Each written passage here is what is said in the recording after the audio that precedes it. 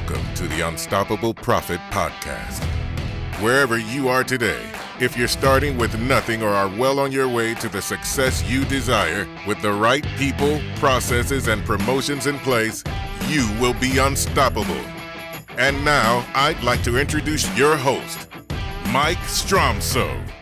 Greetings, this is Mike Stromsoe coming to you live from the Living Agency Laboratory, and I am uber pumped. I'm uber excited about the next episode in the Unstoppable Profit Podcast. And we try to bring you the best of the people that we know that have a message that can help you grow your business, create wealth, and allow you to have more freedom to live life on your own terms, all surrounding the 3 Ps: people, processes, and promotion, in that order. And it's funny in life how things happen, and things happen when you least expect them to happen. So you may be aware of this. I'm an avid road bicyclist, and so I get to ride with people all the time. And I learned about our guest today and what he does on a bicycle. We ride bicycles together. We challenge each other, et cetera, et cetera. If he wants to go into that, I'll let him go into it. But I found out what he did over some miles, over a few hours one day, and I said, that is flipping amazing. And so I delved into it more. He ended up teaching at one of our recent mastermind events, and everybody in the mastermind events were blown away by his content, by his teaching, by the new mindset that he brought to everybody. And so I said, it is an absolute no-brainer to get Mr. David Rodgers on the podcast. Dave, welcome to the podcast. Thank you. This is just absolutely great. I mean, you have done so much to keep me going and keep me moving. And we're in different industries. And there's that universal truth that just goes across it. So I really have to thank you. This is a great opportunity. And by the way, this is my first podcast ever. Well, fantastic. Never to be the last, right? Yeah. No, I'm excited. I think that someday you should start the Dave Rodgers podcast. I'm not sure what we're going to call it. I see a visual up there in the corner. You call it B-State Revealed or some great marketing line or something like that. But anyway, at the end of the day, I 100% agree with what you just said, Dave, because in my own personal development, training, and growth, I learned that business principles are business principles. Business principles are business principles. And I learned so much outside of the industry that I'm in from people like you and many, many others. So when we apply those business principles to whatever it is we're doing, that's where the growth, the creativity, the innovation develops. So Dave, fantastic. So share with those listening and watching today a little bit about yourself. Who are you? Where'd you come from? Anything else you'd like to share? Sure. Well, I actually grew up in Minnesota. I now live in California, which is great. I love it. It took me about 7 minutes to adjust to California weather when I got here. Yeah. And I've never turned back. But I think all of what I'm doing now, it's been a long journey. It started when I was about 2 years old. I really love figuring out how things work. And I would, I'd do erector sets and take them apart, put them back together just to see if I could do it better and how it worked. And that kind of went into what I did from that point forward. I actually was in operations with large and medium-sized companies. I did engineering, I did marketing, I did program management, I did business management. And when I would master one part, I would just get interested in another. And then what happened was I joined a consulting group, B-State, as a matter of fact, because I found a wizard, much like you actually, that was just top of the line. And I found out the most interesting problem and the most interesting discovery was how to get groups of people to work together and execute effectively. That was the coolest problem, and it never quit giving, and it's always evolving, and you got to keep up to it. So for the last 30 years now, it's a little crazy. I have been consulting with medium to large size groups, groups like Chevron, different technical groups, the U.S. Navy, General Dynamics, just a whole number of groups, plus smaller and mid-sized companies that actually what they're looking for, the people that hire me, are people that really have a big goal in mind. They really want to get it done quickly, and it's going to take a mindset and behavior change in their people to really capture it. That's when I get called in. So that's been my experience over the years. Yeah, and I know when we were pedaling one time, you mentioned Kaiser and Apple. and other companies like that. So congratulations on your success so far. And you just said something that I think is so critically important. And then I want to make sure that we get plenty of time today to talk about the A word. And the A word is not everybody's favorite word, but it's so vitally important. And I am so grateful for my accountability partner. And you've taught me so much about accountability. I want to make sure that we get your critical thoughts on accountability and how you have helped these medium to large size companies continue to grow and continue to flourish through accountability. But what you just said is mindset. Mm-hmm. And one of my favorite phrases is our mindset is our skill set. So great stuff. Oh, absolutely. I mean, we got into accountability because when we first were studying it, we were looking for what makes successful companies, no matter what the size, be able to establish success and grow from that rather than just have that cycle of up and down happen, that they can continue on this trajectory. And the common thing was they said, well, we've got an accountable environment and accountable people. Mm-hmm. But I think accountability is one of the most misunderstood, most misrepresented words out there. And people think of it as, it's just, I'm going to do what I say. It's all activity driven. And that's the mindset change. The huge mindset change I got when I started working in this is it's not about activity. It's about what's your future picture of success and what outcome do you want to create. And as soon as we get that picture of success and outcome, it totally changes the game. Because essentially, people look at accountability and holding people accountable as looking toward the past.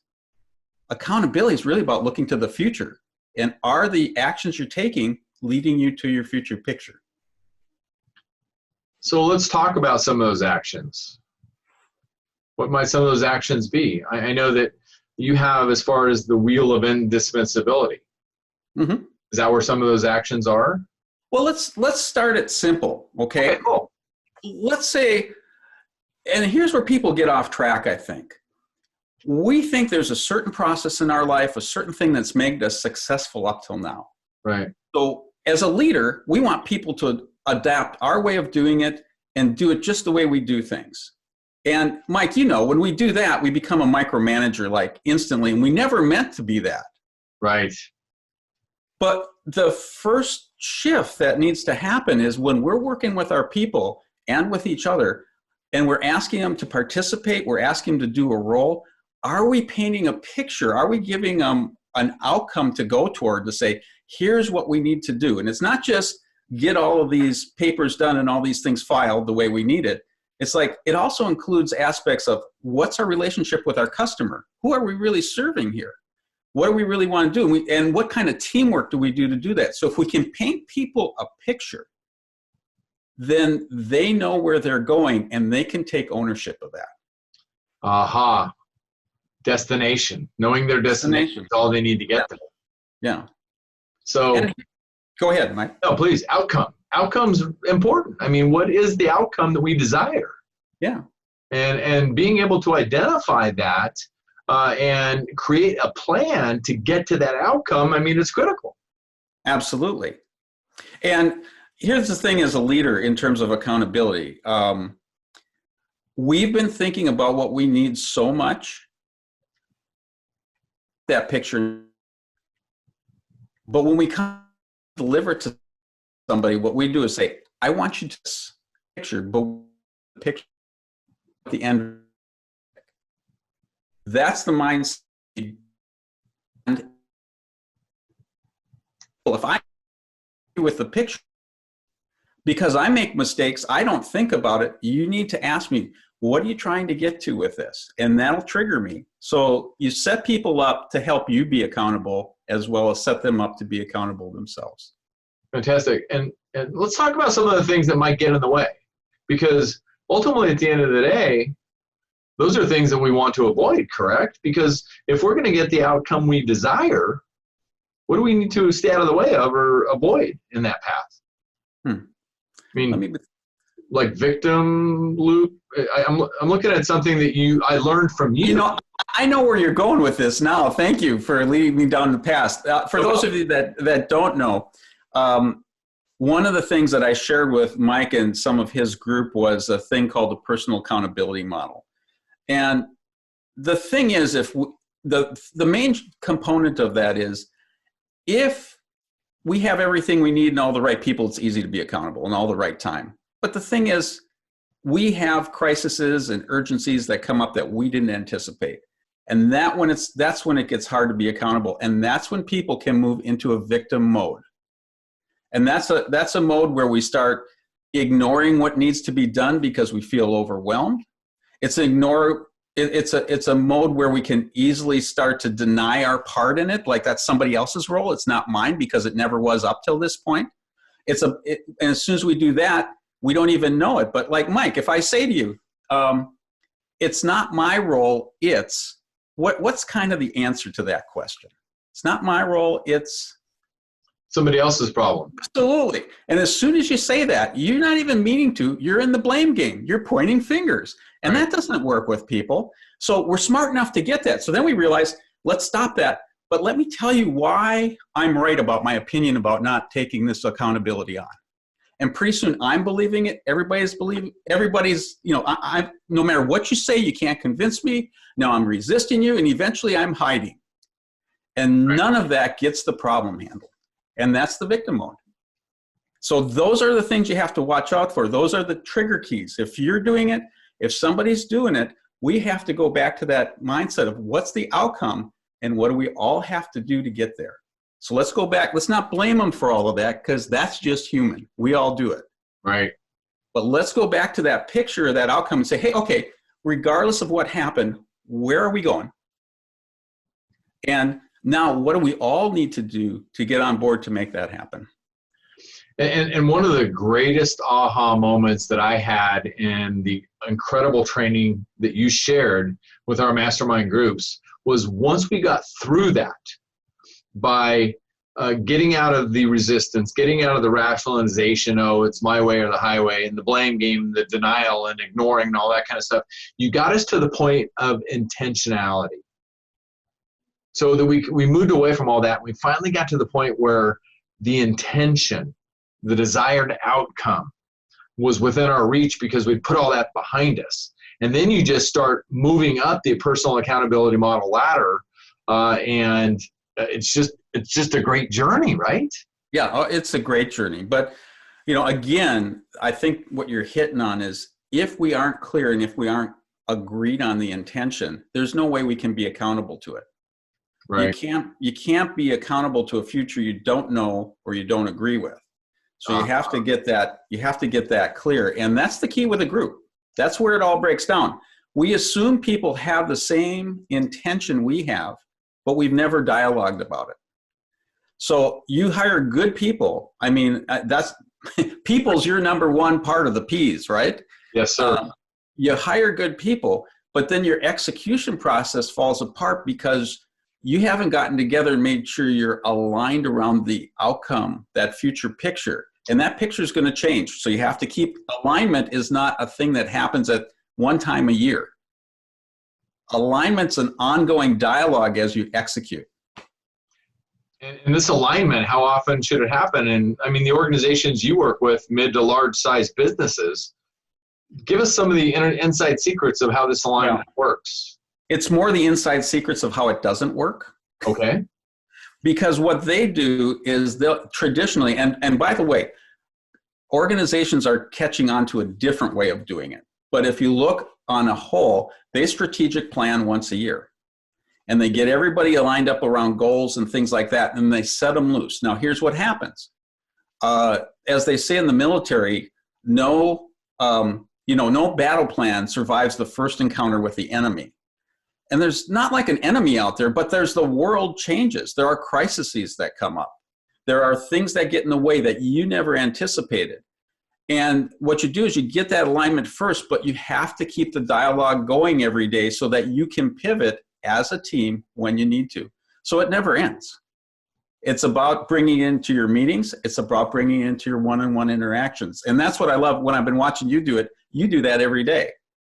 It never, I mean, am I wrong? It never ends, right? It never ends. But, like I learned this morning, I got to deliver what we call a State of the Agency address to our entire organization. Happens a couple times a year. But a lot of people said, hey, that went really, really well. You were really dialed in. It was very clear, et cetera, et cetera. And I'm sure you find this in the organizations that you work with and help flourish. But my response was, the reason it went so well is because I prepared and I prepared and I prepared. And the one that I have to thank for all that is my wife, because she allowed me the time to prepare that I needed to make sure it went well just during that quick 20 or 30 minute segment. Yeah. So talk about that within organizations that are really successful out there. Well, when I see organizations, how do they prepare to continue to succeed using, your skill sets? There's a quick process. The ones that really do it well is they get the alignment, and what they do is they then talk about the execution. So it's one thing to actually get the alignment and paint the outcome and get everybody talking about that. But then it's like, how are we going to execute? Because where people get stuck is going into their own silos and executing in a way that they don't get a combined result. So they set the direction, they discuss the execution, they do it, they follow up, and then they pick their heads up and they say, what's changed about our environment before we go back into the next stage? And they do that continuously. Got it. And where they look is they don't look at just their goal.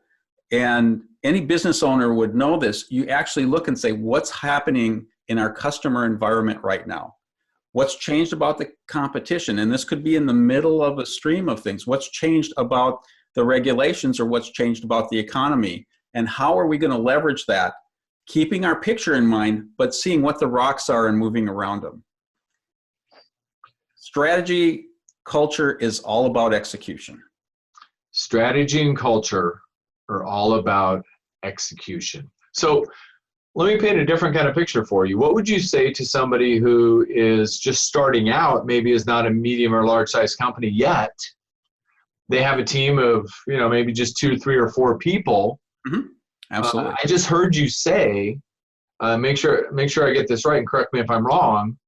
The culture equals the execution. The culture and the strategy equals the execution. What would you say to them? What they need to be doing? Same kind of strategies and things that they need to be doing internally to get that execution? Well, when you're with a smaller team, it's actually easier, more powerful, and more important. Aha. All 3 of those. It's easier, it's more powerful, and it's more important. So the first thing you do, and let's just break it down simply, is what are our priorities for the next quarter? And you can break it down into any series of timeframes, but the first problem is you make too many priorities. Okay? So what are the key priorities above and beyond? Now, when I'm talking about this, there are 3 types of priorities in a day. One is get the washout, do the business. Each one of us has a list of have to do for our business that we manage personally. That's priority 1. We don't do that, our clients are not served. Number 2 is let's boil it down to just 2. The second one is, what are we going to do to make our business and our service better and easier to do so that we can scale and grow and serve more people? Mm-hmm. It's the second one that you do your priorities around. So do the hard things first. And get those aligned, because the real amount of time we have to do proactive, what I call them priorities, that, remember, the wash needs to get out. We need to maximize our time together to get the important big ones out. Right. And so you don't want to overwhelm. So pick 1 to 3 priorities there as a small group that you're going to work on. And if you pick 3 and you can only have the time for 1, pick only 1. And this is really hard for people because, I got all this stuff to do. No, it's you execute on the 1, it's going to free up time for everything else. Leverage. Right. Absolutely. And go ahead. The second one is, how do you keep the cycle going? When you're picking the next priority or set of priorities, don't assume it's from the same list. Take a fresh look, get a fresh list, because something else may come up above the ones you thought that were the top priorities before. And that's what keeps you fresh and agile in what you're doing. Right. Wow. Just those two things. Yeah. So stay focused on your priorities, get clear on exactly what your desired outcome is, and make sure that your priorities have the right intentionality built in, correct? Right. And I put it just in a slightly different order. Get clear on your picture, your outcome first. Mm-hmm. What are the priorities to leverage you to get there? Mm-hmm. Fantastic. So once you begin to get there, and once you have the right people in the right seats, as an example, we talked about the 3 Ps, people, processes, and promotion. Okay. Right. So to an extent, we need to become accountability. And I want to dig into that for just a couple of minutes. Let's focus on the Wheel of Indispensability. Okay, let's focus on that. I'm looking at being accountable, but it's surrounded by 6 quadrants. Right. So what do each of those quadrants mean? And you got purpose-driven, play big, adaptable, we-centered, priority-focused, and value others. So we were talking about priorities just now, right? Yep. So we're priority-focused. Culture and execution and strategy are all working together. What do you mean by value others? Well, these were 6 set of great questions to ask yourself. And the question around that one is, are you valuing others or are you disregarding them? And I don't think any leader goes in with the idea of, I'm going to disregard my people. But if you don't paint the picture for people and allow them to input the ideas to how we do that, you're disregarding them. And so you're not valuing the critical thinking in that person and the value that they can bring that you have not discovered yet. And I think you say it a lot, Mike, and I really listen to this. You say, people are silently waiting to be led. Yes. Painting the outcome, painting the future picture is the leading. But if we paint it in terms of, I want you to do activity 1, then 2, then 3, that's a training for someone that doesn't know how to do their work. So when they're early on, that works perfectly. But if you paint the picture that way, you're disregarding the potential of your person. So it's called paint the picture and then allow them to input into the how-to, because although they're silently waiting to be led, my add-on to yours is, and people, once they understand they're good at something, hate to be told what to do. Right. So give the leadership, but then engage them in the how-to, because that's what they want to be a part of. How do we get there? Right. That's all they want. They just want. That's all they want. Yeah. Because to an extent, they're purpose-driven. Yeah. They want to serve a purpose. If you've hired the way that you outlined for people to hire, you're going to get people that actually are purpose-driven. They align with your purpose. But you can undermine that by that one part you talked about, by not valuing them and disregarding them. So play big. How do you get them to play big? Oh, that is an interesting. Why is that important? Why is it important? Well, let's answer that one first. The why it's important is, if you don't play big, you're not expanding in your company and your thinking. You're just repeating the things you're good at. And if we just stay in place and repeat the things we're good at, the fast movers will overcome us. What was that? Was that Will Rodgers that said, even if you're on the right track, if you just stay there, you're going to get run over? That's correct. That's what he said. Something of that something of that nature. So if you're just doing the same things you always do, eventually you're going to be passed up and left in the dust. So thinking big is a big thing. And that doesn't mean big ego. What that means is, am I willing to say, go beyond my comfort zone and do something I'm not comfortable with? Right. life begins outside of your comfort zone, correct? Yeah. And we need to, many times in order to get that to that outcome that you were referring to earlier, we need to increase the size of our game. Yeah, absolutely. And how do you get them to play?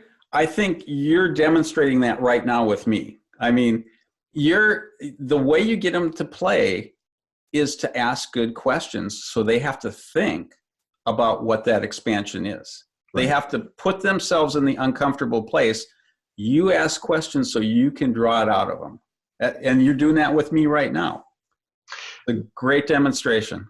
Thank you. I appreciate that. So the Wheel of Indispensability also talks about being adaptable. So I'm asking you to adapt also to the current discomfort zone where life begins, right? So comment on being adaptable. I mean, one of the things that I've learned in the current environment that we're in, it's not the strongest who are going to win and thrive more.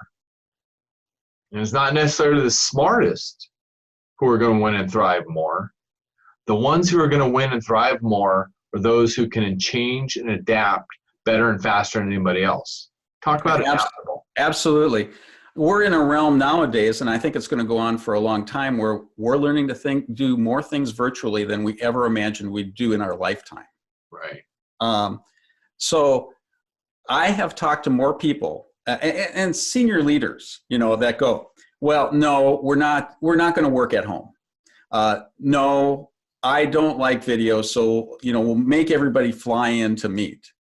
And what's happened is, as we've moved into a need to work virtually, they really have had to adapt. So adversity can actually help us adapt, but why wait until we're pressured to do it?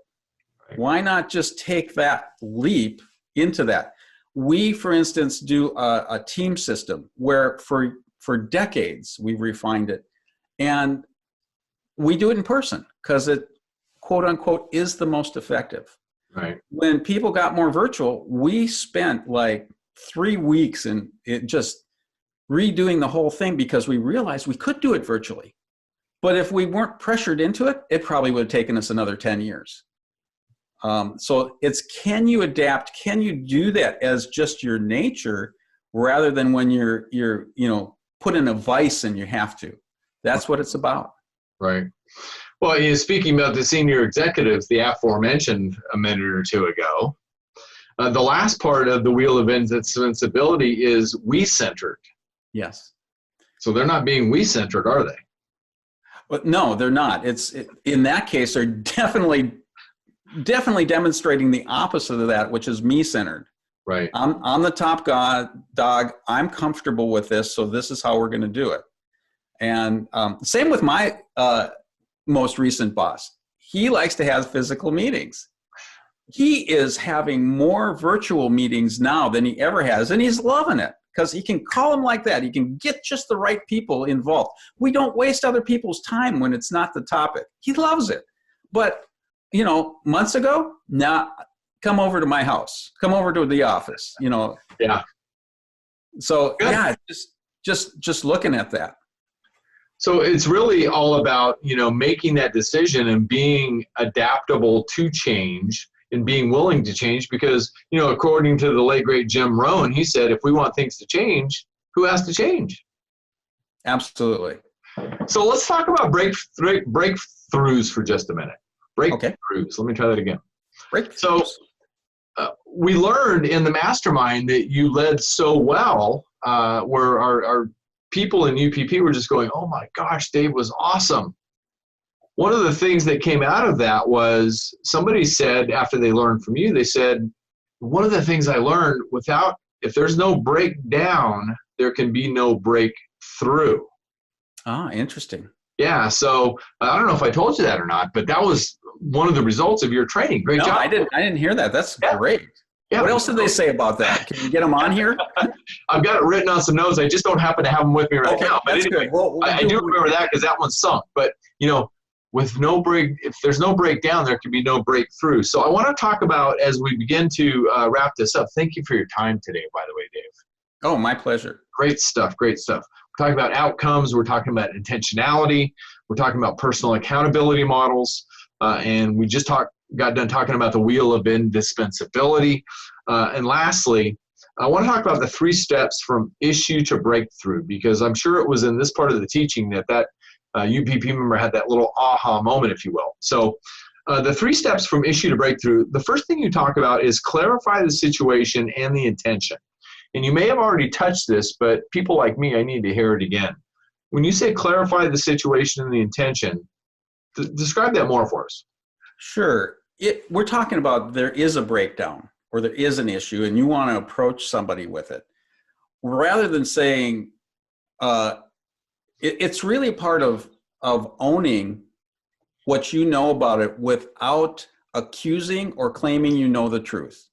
It's what a friend of mine would call speaking tentatively, not like you know the truth.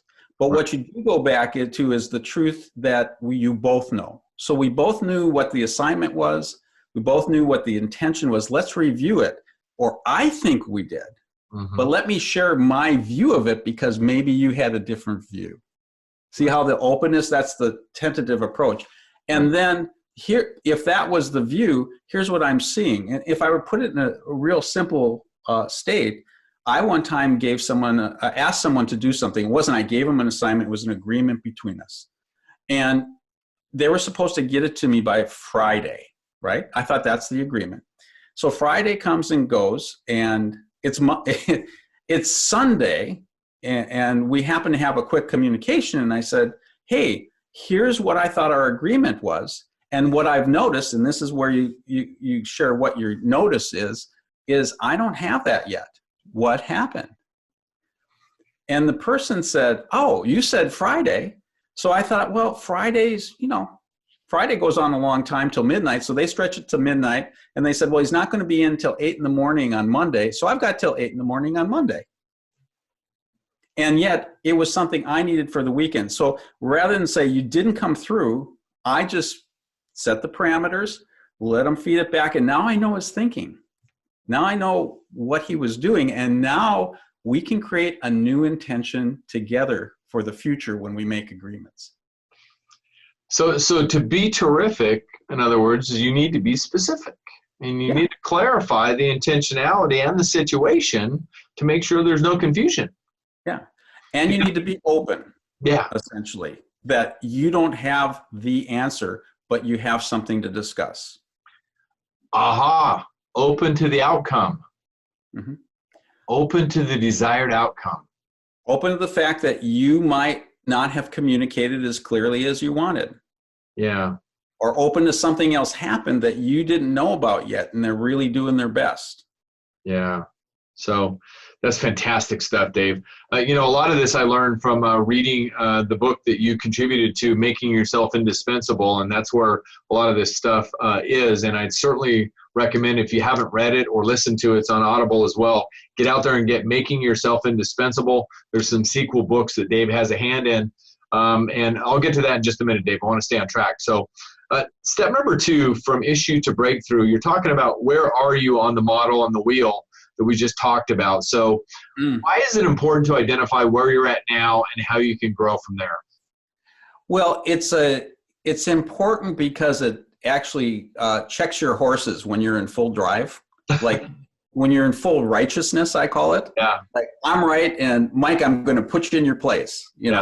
Or not even that. It's Mike, we're going to get this done, and I'm going to tell you how it's going to go. And you know how well people receive that. Not too well. Right. But you mean my way or the highway? Yeah. It's what you do is you look at this wheel, and on the bottom are the victim words that will cue you to if you're being a victim or an attacker, you could say. And on the top are the accountable words. And if you see your reactions or your words that you're about to use or you're using with people are in the bottom, then you know before you do your communication, you have to shift. Right. And what's interesting with this little model is the answers to the bottom words are on the top. Right. So if the first step is, well, I've been ignoring this, then the opposite word is I'm going to acknowledge that this is something that I've been ignoring and I need to handle. Aha. Gives you the answer right there. If you've been resisting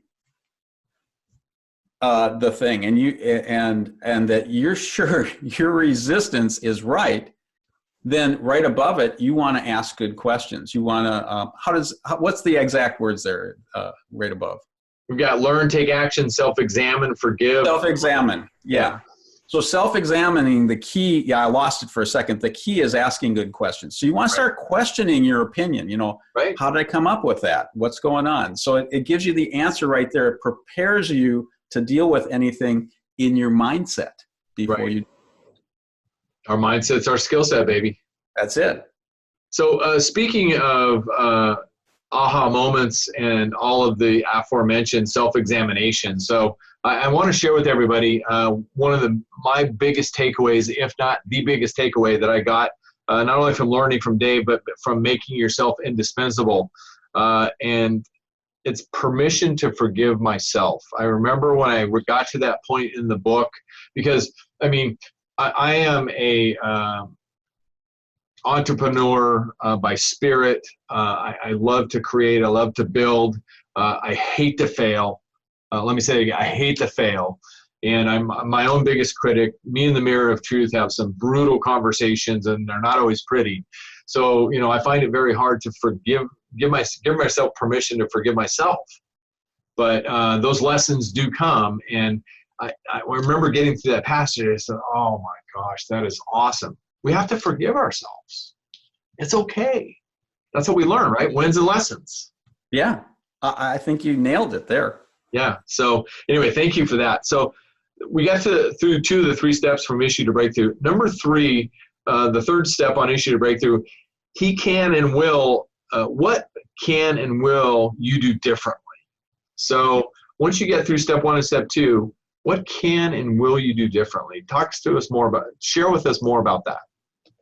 Well, when you're talking about increasing your own accountability, and when you're talking about improving your own leadership, when you're talking about even improving the culture or the execution in your team, the real way to do it is focus on, once you've got the clear outcome you're going for, what are the few habits I need to change? What are the behaviors I need to change to do differently in this than I would typically do? And you don't need many of them because it's all a game of leverage. But what are the do differentlys? You don't have to fix the habits that are working. Right. You just have to develop new habits in areas that aren't your strengths yet.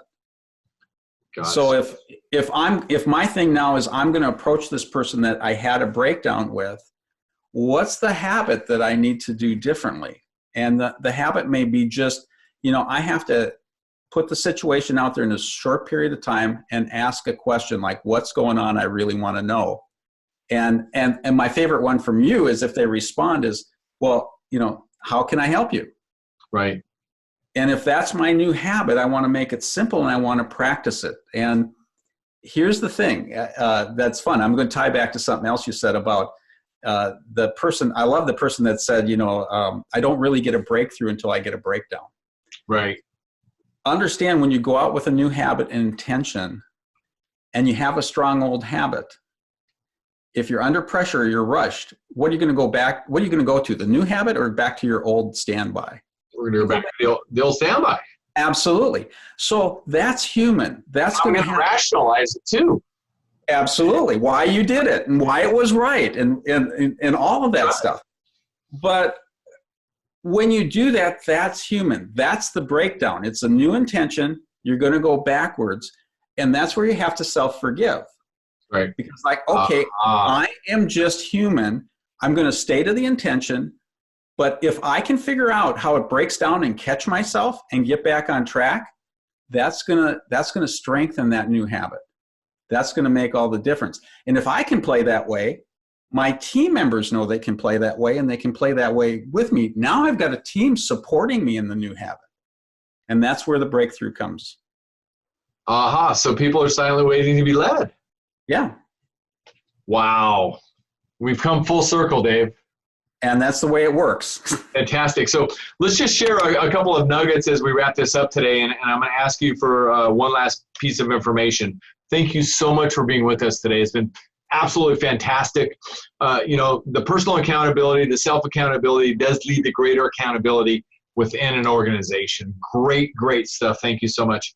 So because of our personal relationship and bicycle riding efforts and so forth, you started coining me Mike, because of my alliance to the insurance industry, and we won't name the name of the company. We won't name that name. Yeah, there's something about a camel, right?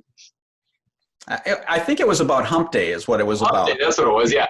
Mike. So, and then I started calling you Dave. So for anybody that sees this out there, it's DDD, that's Dave, and I'm MMM, which is Mike. So that's kind of a fun thing. And you and I have ridden hundreds of miles together in one sitting, and grateful for it, grateful for our relationship. So we've got the great personal and professional thing, and I can't wait to continue to learn from you. Speaking of learning from you, I don't know if you're ready to drop this nugget, but I'm in the business of pulling stuff out of people that are not ready to share yet. So I'm going to go ahead and do that right now. I can almost guarantee I'm not ready by the way you set it up. So, okay, go for it. So anyway, you told me recently, and I do listen quite well and don't forget things. You said you're working on a brand new book. I am. I was challenged by my partner to do this. Okay, so when's it going to be done? It is going to be done within, the draft of it's going to be done within 6 weeks. Okay, fantastic. So we can look forward in a couple months from now or 3 months from now, roughly, the book might be out. Do you have a title for it yet? Well, if I had a title, I wouldn't be ready to share it yet. But let's just say it's give us a subject. Give us a content matter. I'll give you a content model. It's really about we're faced continually with different crises or urgent needs, and it's what's the lessons in those things that we can apply every day when things aren't urgent. It literally came from me being frustrated with a group I was working with that said, under crisis, our teamwork is great. It's when we go back, when the crisis is gone, we kind of fall apart. So what I found in over a year of research with that was it was really about answering this question. What is the environment that crisis creates that causes people to work together so well? And we can see this in recent crises we've been facing, how the world's even come together to work together in a common bond, and they've given up their rigidness and their me-centeredness to become we-centered. So it's all about that and how you can learn from that, and whether you're moving into a challenge, moving out of it, or you're just in the day-to-day work, what are the keys to set up the environment that you can use really easy to get a high-performance environment? Wow, I can't wait to read that. Bigger than that, I can't wait to read and implement that. Maybe we can get you back on the podcast. Maybe so. That out, and you can share some additional nuggets from your evolution in writing that book. I can't wait, Dave. Congratulations on the book, by the way. But, I know one of the things that I've identified through the current situation that we're in, everybody's kinder. Yes. It's forgiving. It's amazing how that works. But, the other thing that I was thinking about as you're discussing that as we wrap this up is I've got on my garage wall, and it's there for a reason. And this might fuel your mind a little bit and what you're working on. Never be settled, never arrive, and complacency kills. And at the end of the day, isn't it amazing how much we get done the day before we're ready to leave on vacation? It is amazing. And wouldn't it be great if we could operate like that every single day, right? Absolutely. Just talk to my wife. Say it again, please. Well, talk to my wife, because I've got the opposite. I get amazing amount done before I go on the road to go to work. And I clean up everything. And she looks at me and says, can't you just do that every day? Well, you can, right? You can. And I've started to. Yeah. Dave, what can and will you do differently? It's step number 3 on the issue to breakthrough, buddy. Absolutely. You too. If my wife said to me on the patio, since we're trading life stories recently, and it hurt my feeling. Okay. She said, if you'd implement as much as you teach other people in the agency business, we might be a lot further along. It's not that we're not successful, don't get me wrong. I heard her say that, and the unfortunate thing is, Dave, she was right. She was. So what a privilege and a pleasure it is to teach other people, right? It really is. All of these things that I've learned haven't come from my mind. Right. Everything in our company hasn't come from our minds. It's come from being in the trenches with the people and learning from them as we work on an improvement or an issue or a big goal, like we say, together. And when we do it over and over enough, we find, here's how it works. Not because we were so smart, but because the people we're working with are really sharp. Yeah, that's the goal. That's the goal of great leadership. Surround yourself with great people. You don't always want to be the smartest man in the room, right? Or woman. No. Yep.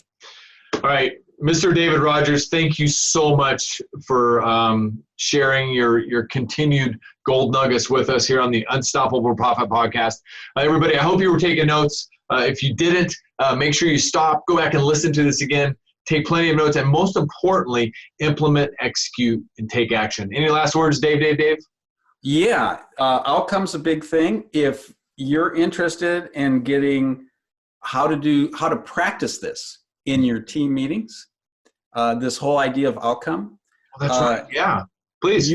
You can literally text this number, 44222, and then put the words in one word, great meetings, in there.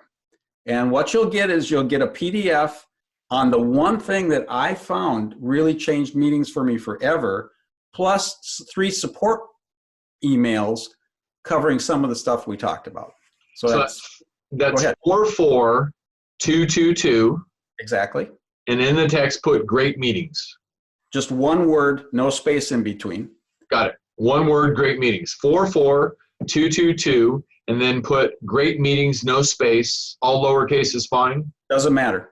Okay. And just send it, and you're going to get lots of great information to help you continue to take the steps with intention to get the outcome that you desire. Thank you so much for having me. I really enjoyed it. Oh, you're welcome. It was absolutely awesome. Thank you again. And everybody, until the next episode, get out there and take action, implement, execute, and take action. And remember, make a difference, be unstoppable, leave no regrets. Dave, thank you so much. Thanks, Mike. You're welcome, buddy. Have a great day, everybody. See you on the next episode. Thank you for listening. If you would like to listen to more episodes or share this podcast with someone you care about, please visit www.unstoppableprofitpodcast.com. Now go out and make a difference. Be unstoppable and leave no regrets.